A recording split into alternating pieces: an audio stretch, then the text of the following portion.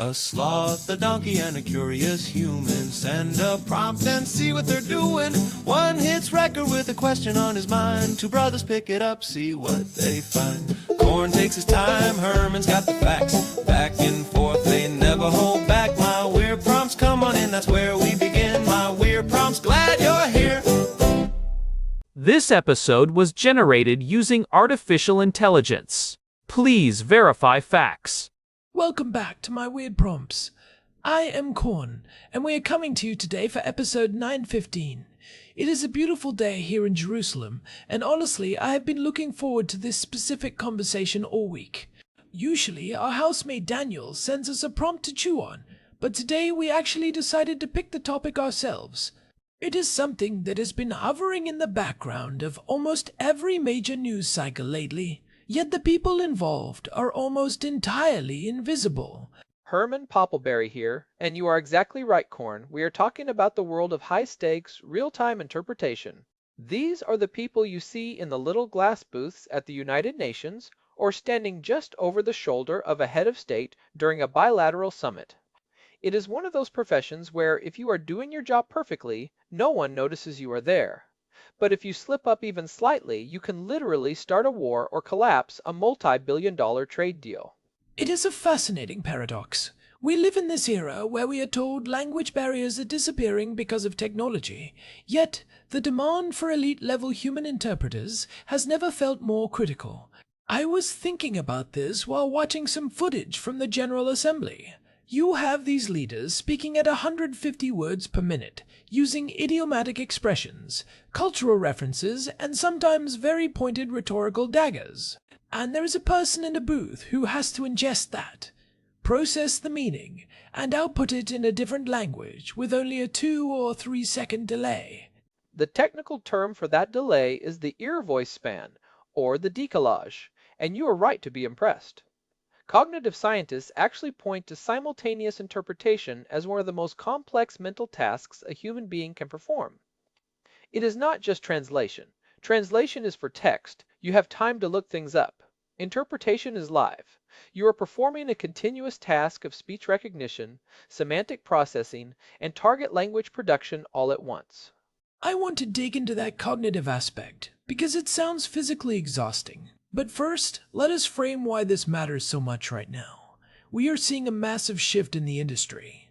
Just a few months ago, in January of 2026, there was a major report from CNN Business about how the translation and interpretation industry is facing its biggest disruption ever. AI is moving from just translating text to attempting real-time voice interpretation. We have seen OpenAI's Sky Voice and other real-time models starting to encroach on this space. It is a real battle between the masters of nuance and the masters of probability. But before we get to the AI threat, we should probably explain how a human even learns to do this. You do not just wake up bilingual and start working at the UN. It is a grueling career path. Most of these professionals have at least a master's degree in conference interpretation. In the United States, the gold standard is the Middlebury Institute of International Studies at Monterey. They put students through the ringer.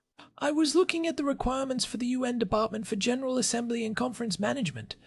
They have these competitive exams called the CELP exams. The acceptance rates are incredibly low. You have to be able to interpret speeches that are increasingly difficult, covering everything from nuclear non-proliferation to maritime law. And you have to do it in both directions for some languages, though the UN usually has you interpret into your primary language. And the pay reflects that difficulty, at least at the top levels.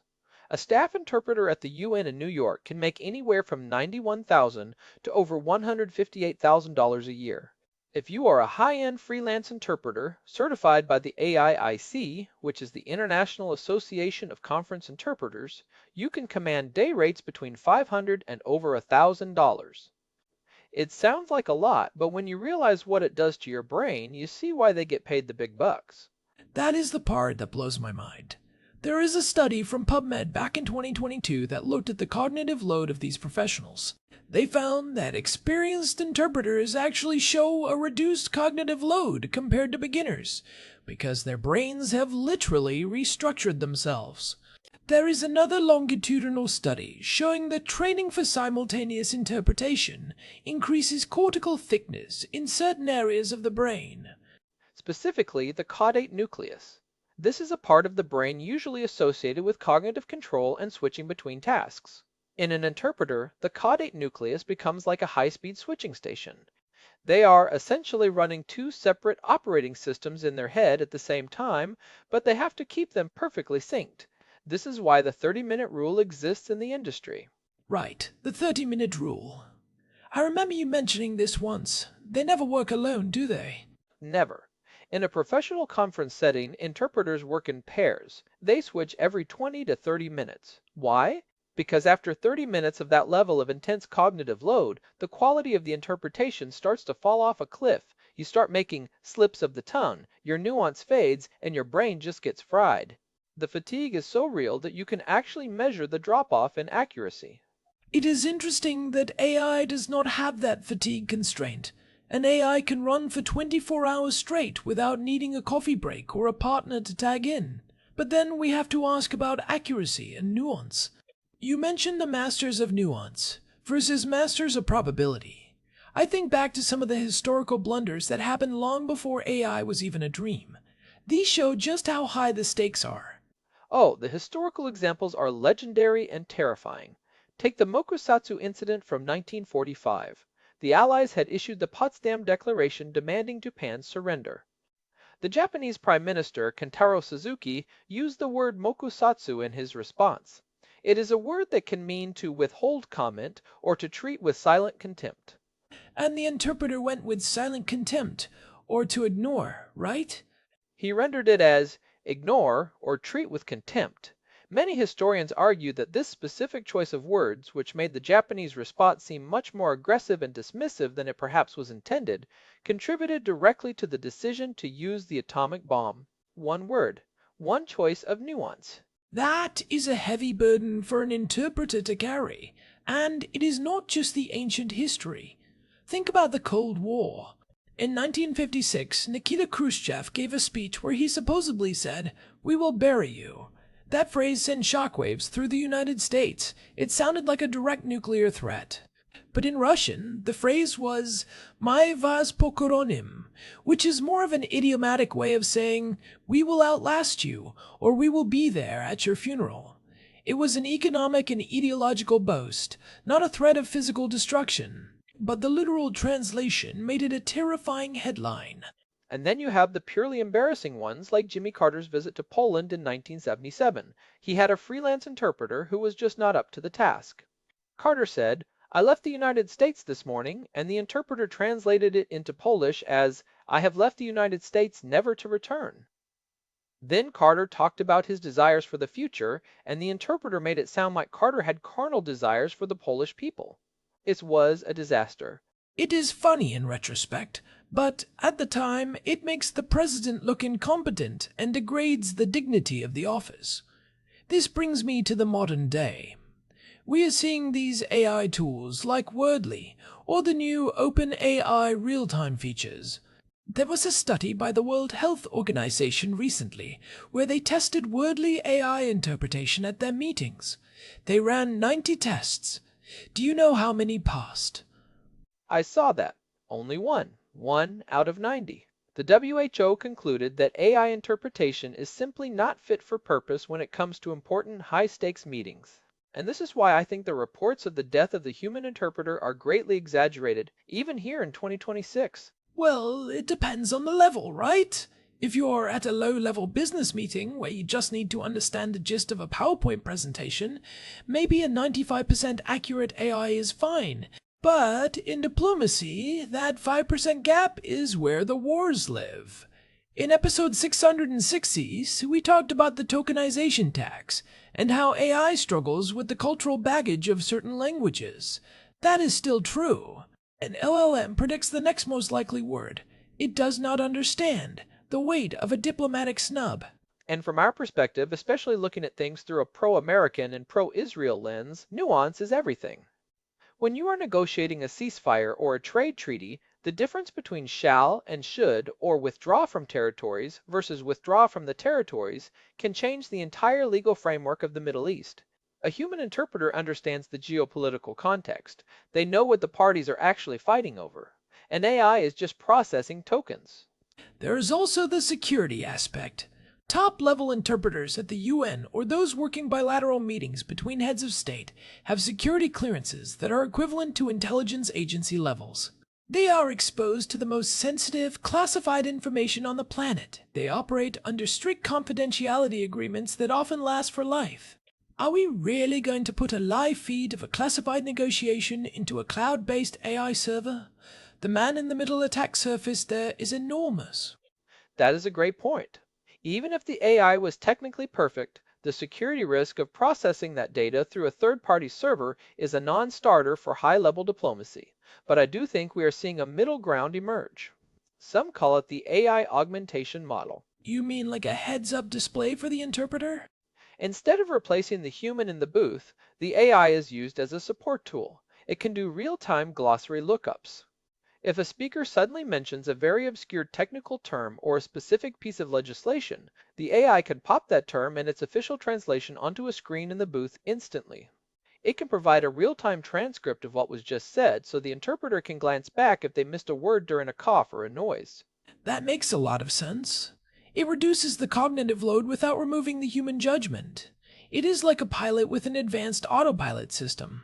You still want the human there for the takeoff, the landing, and when things go wrong, but the tech makes the routine parts less draining. And it helps with the intermediate plateau we talked about in episode 476. Mastering a language to the level of a conference interpreter takes decades. AI can bridge that gap for junior interpreters, but the veterans, the ones who have been in the booths for 30 years, they have an intuition that I do not think a transformer-based architecture can replicate yet. They can hear the tone of a voice. They can tell when a speaker is being sarcastic or when they are searching for a word to be intentionally vague. That intentional vagueness is a huge part of diplomacy. Sometimes a diplomat wants to be ambiguous to allow both sides to save face. If an AI cleans up the speech and makes it too clear, it might actually ruin the negotiation. That is such a profound point, Korn. Clarity is not always the goal in diplomacy. Strategic ambiguity is a tool. A human interpreter knows when to preserve that ambiguity. They will translate a vague phrase with an equally vague phrase in the target language. An AI, which is trained to be helpful and clear, might inadvertently resolve the ambiguity and cause a diplomatic incident. So, for the listeners who are thinking about career paths, is interpretation still a viable one? If you are a young person today in 2026, would you spend 2 years on a master's degree at Monterey or the Middlebury Institute? I would say yes, but only if you are aiming for the top 5%. The junior or mid-level work, the stuff for small business meetings or basic tour guiding that is being eaten by AI as we speak. We saw that Washington Post investigation last September. The middle of the market is hollowing out. But the demand for elite, high-security, high-nuance interpretation is actually increasing because the world is becoming more complex and more polarized. It is the same trend we see in a lot of white-collar professions. AI raises the floor, but it also raises the ceiling. You have to be better than ever to justify your seat in the booth, and you have to be comfortable working alongside the machines. And you have to have a thick skin. People only notice you when you fail. It is a bit like being an offensive lineman in football. If the quarterback is protected, no one says your name. If he gets sacked, everyone blames you. I also want to touch on the geographical reality of this. We are sitting here in Jerusalem. This is a city where every word is weighed on a jeweler's scale. When you have the UN observers or the various international delegations coming through here, the interpreters are the ones making sure that a misunderstanding does not turn into a riot or a rocket barrage. I have a lot of respect for the people in those booths. They are basically the cooling system for the world's most overheated political engine. That is a perfect analogy. And it is why I get a bit annoyed when people say, "Oh, I have an app for that now." No, you have an app that can help you find a bathroom in Paris. You do not have an app that can navigate the nuances of the Abraham Accords or a nuclear treaty. Well, and let us talk about the Sky voice situation from OpenAI. They have been pushing this real-time translation feature. It is impressive, no doubt. The latency is getting down to where it feels like a natural conversation. But even then, if you listen closely, it often misses the cultural weight. In episode 845, The Weight of Words, we discussed how the same word can be a compliment or a command depending on the culture. AI still struggles with that deep context. It is also worth noting that the UN is not just about the 6 official languages: Arabic, Chinese, English, French, Russian, and Spanish. There are thousands of other languages and dialects. AI is actually doing some good work there in terms of low resource languages, helping people get basic access to services. But for the big 6, the human standard remains the benchmark. I wonder about the physical toll. We talked about the brain, but what about the ears? Professional interpreters often suffer from auditory fatigue. They are wearing headsets for hours, often with high-volume feeds from speakers who might be shouting or using poor-quality microphones. It is a real occupational hazard. There is a lot of discussion in the AIIC about hearing protection and the quality of the audio feeds. If the input is bad, the output is going to suffer. And that is another place where AI might actually help, using neural networks to clean up bad audio before it hits the interpreter's ears. So, looking forward, where does this go? Do we see a world where the UN booth is empty? I do not think so. Not in our lifetime. I think we will see the booth become a cockpit. You will have one human interpreter instead of 2, because the AI will be tagging in to handle the more routine parts of the speech or providing such good support that the human can stay fresh for longer. But you will always want that human kill switch for when the logic of the machine fails. It is the human-in-the-loop model that we see in defense and medicine. It is about reliability and accountability. If an AI mistranslates a word and a war starts, who do you blame? You cannot court-martial an algorithm. You cannot fire a piece of code. Diplomacy requires accountability. That is a very conservative way of looking at it, and I think it is the right one. Institutions rely on human responsibility. When you remove the human, you remove the soul of the institution. And the UN, for all its flaws, is an institution built on human discourse. Well, I think we have covered a lot of ground here.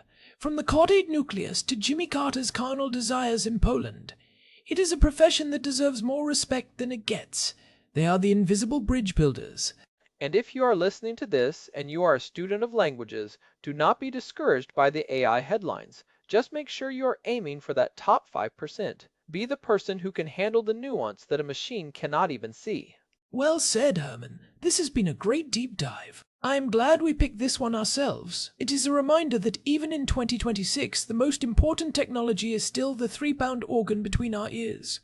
And if you enjoyed this exploration of the invisible world of interpreters, we would really appreciate it if you could leave us a review on your podcast app or on Spotify. It genuinely helps other curious minds find the show. It really does. You can find all our past episodes, including the ones we mentioned today, at our website, myweirdprompts.com. We have a full archive there, and an RSS feed if you want to subscribe directly.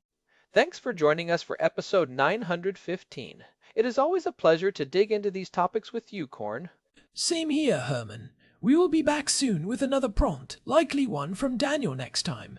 Until then, keep asking the weird questions. This has been My Weird Prompts. Thanks for listening. Take care, everyone. Stay curious. This episode was generated using Gemini Flash 3. Text-to-speech engine was Chatterbox. Thanks for listening to our show, My Weird Prompts, where our thoughts go from slow takes to facts on cue. We change and follow through. My Weird Prompts, that's the close from sloth